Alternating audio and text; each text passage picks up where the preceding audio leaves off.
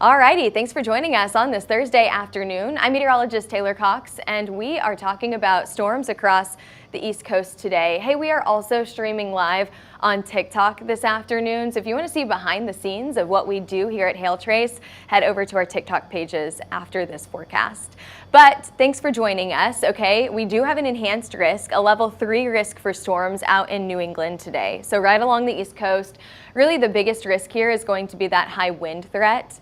That hail threat, however, is going to be a lot more promising in the northern plains and portions of the Midwest. So we're talking about North Dakota, South Dakota, and Minnesota, including Minneapolis here.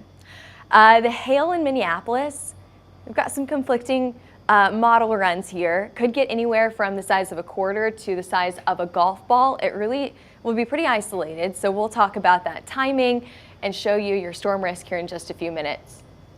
Now, we are also tracking today or telling you about the tornadoes that we saw in Indiana and Illinois yesterday. So we'll talk about and we'll even show you some pictures of those tornadoes that we saw yesterday. Here's your risk for today. I mentioned that enhanced risk off the East Coast here. We've got that slight risk that goes anywhere from our New England states all the way down into the Carolinas. And then off to the northern plains is another slight risk, a level 2 risk there highlighted in yellow from Bismarck to Minneapolis. By Friday, we have another round of storms in this area, a lot more numerous this time, so maybe a better chance for some of our bigger cities to get hit on Friday. And then on Saturday, it's a marginal risk right now, but I could see that getting upgraded to to a slight risk over the next few days. So we'll be talking about that risk here. Let's talk about what we saw yesterday. It was a pretty stormy start in places like Little Rock and Oklahoma City yesterday, but by lunchtime we had tornadoes. These severe storms went tornadic very, very quickly yesterday, right around noon.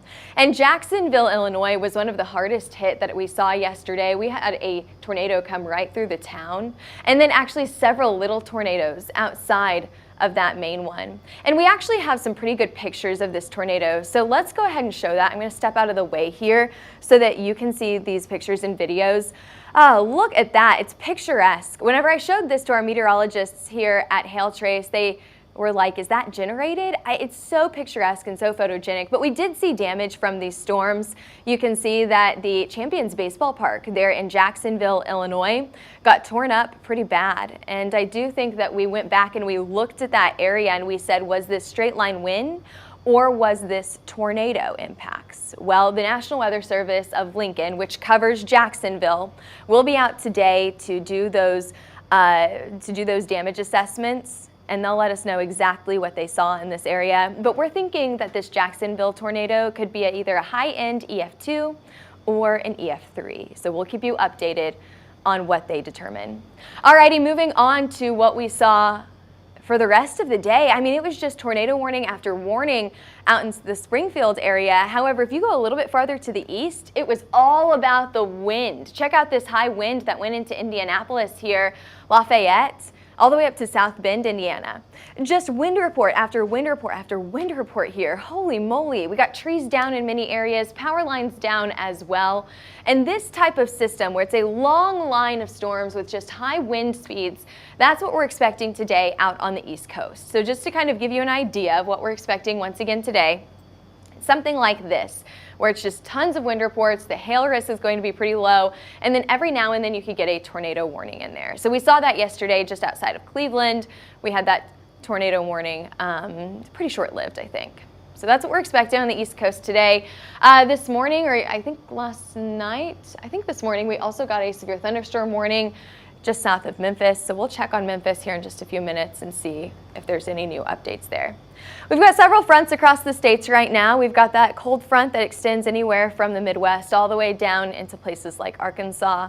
That's helping. Some of these outflow boundaries from this cold front will help to spur and initiate some storms later on today out on the East Coast. We've also got another cold front all the way up to the north into our Dakotas and Minnesota, and that's also going to help for those storms to ride right along that cold front today and potentially produce some large hail for us. So kind of going through this here, we've got some showers ongoing across Mississippi, Alabama, and Georgia right now. We've got a few showers moving from West Virginia into Virginia here, and Pennsylvania has a little bit of rain. It's pretty quiet in the northern plains right now. That will all change as we head into the evening hours, as we're expecting a little bit more storms up here. And then it's pretty quiet out on the west coast as well. We've got temperatures warmer today than what we saw yesterday, 80s and 90s for a good portion of the U.S., even 82 up in Minneapolis today. Ooh, it's toasty up there today.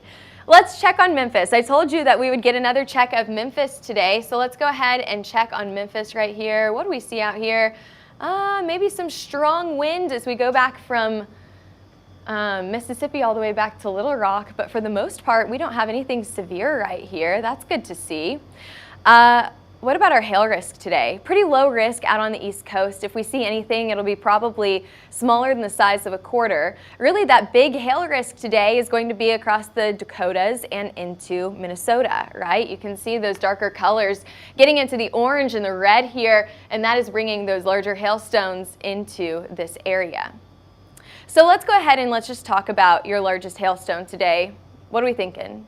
Tennis ball? No, I think we're gonna go a little bit smaller than that. I think that a hen egg sized hail, 2-inch size hail is what we're going to see for today, just slightly larger than a golf ball. I don't think that we're going to get anything larger than that. It's just not a good setup for that large hail. And where will we see that large hail at? Mainly up in the northern plains. You go out to the East Coast, and I think it's a pretty low chance to get any large hail in this area. I think it'll be a better chance as we go out to the northern plains, anywhere from Bismarck to Minneapolis, maybe even through the central portion of Nebraska, could see some of those golf ball size hailstones today. I left this in a level 2, a moderate risk for storms today, but wait just a few minutes. We'll get into your storm timeline. We'll tell you when these storms are expected to hit and where, and you'll see just how isolated some of these storms can be up in Minnesota. Your wind forecast looks a lot more promising on the East Coast today, so we've got those yellows and reds starting to mix into the East Coast storms today. A moderate risk down in Charlotte for high wind, but a high risk up in Philadelphia for strong wind speeds over 75 miles an hour, I think are absolutely possible. I kept most of our risk today between that 60 to 75 mile per hour range, but I do think in some places out on the East Coast we could see even stronger wind speeds, pretty isolated. What about that tornado risk? As I mentioned, very similar to yesterday, the main risk will be winds today. However, every now and then you could see an isolated spin-up tornado anywhere from Maine all the way down into the Virginias. Now again, an isolated spin-up tornado does not mean a weak tornado. That is a very common misconception. This just means a very fast, quick-moving tornado that could happen very quickly, so it's important to have multiple ways to get your weather alerts today. And before I move on from the full forecast, let's make sure there's no comments that I missed today. I've got a few comments on here. I'm surprised Colin's not on here today asking about Omaha. I was thinking about you all today. I think I put Ames even on the map. I did, just for you all out in the Iowa area, Nebraska area, because we always get questions about that area. Alrighty, moving on here, let's talk about timeline. Yeah, we have a few showers and storms right now that will intensify as we head into the evening hours. This could be right around or shortly after your evening commute. So what we're watching for here is a long line of storms that will most likely bring us strong wind and the potential for an isolated tornado or two. Washington, D.C., Baltimore, all the way up the East Coast included in this risk here. Now moving, let's go off to the northern plains now. There we go. North Dakota, South Dakota, Minnesota right here. What we're watching in this area are a few isolated storms at first. Now, one model, the NAM Nest, wants to put a isolated storm right in the heart of Minnesota, or in Minneapolis. Now, the other models want to bring those storms around farther off to the north and into Wisconsin. So that's your first round of storms. It's a very, very isolated risk today. And then as we head into the late night hours, storms are going to become a little bit more widespread, anywhere from North Dakota all the way into Minnesota, and that'll be late tonight and into early tomorrow morning. Again, some models want to bring this right into Minneapolis. Other models want to keep this farther to the north, and Minneapolis barely gets any rain. So that's why we kept it at a level 2 risk for today. I really wanted to increase that. I just think that because these storms are so isolated this afternoon, and then because models want to keep the more widespread round of storms up to the north, that, there's a good chance that Minneapolis just doesn't get any rain today.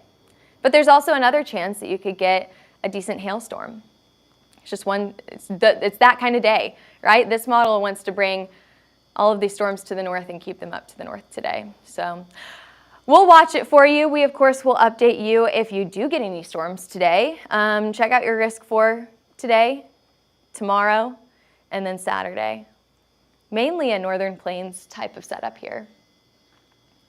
And taking a look at your 24-hour temperature change, yes, we do have warmer temperatures across the plains today. It feels a lot warmer out there today than it did yesterday. And we're expecting that to continue. So as we head into Friday, we stay above average. Saturday, staying above average, especially for the northern plains and off to the Midwest, Michigan, Wisconsin, Iowa. Are you ready for some of those warm summertime temperatures? We also have some moisture moving up into, that is a humid Saturday across the Mississippi Valley here. Yeah, we've got some moisture moving up from the Gulf Coast thanks to that south wind into this area. So we are also expecting not only a hot, but also a very humid Saturday, and that could help storms in that area as well. Taking a look at your extended temperature outlook, we're talking about June 24th through the 25th here, so getting into the end of June. Can you believe that June is almost over? We are looking at temperatures most likely to stay above average out in the Midwest, all the way off to the southeast and along the East Coast. So what this map means, what it tells you here, is that we are expecting temperatures to be above average. Now, that doesn't mean they're going to be 110 degrees. I know you see all these reds and you're like, holy moly. No, it just means if your average is 80, then we have a really good chance of being 85. We have a really good chance of being above average. Maybe you're even warmer than that. But that's how you read this map. Don't get too excited about this map quite yet.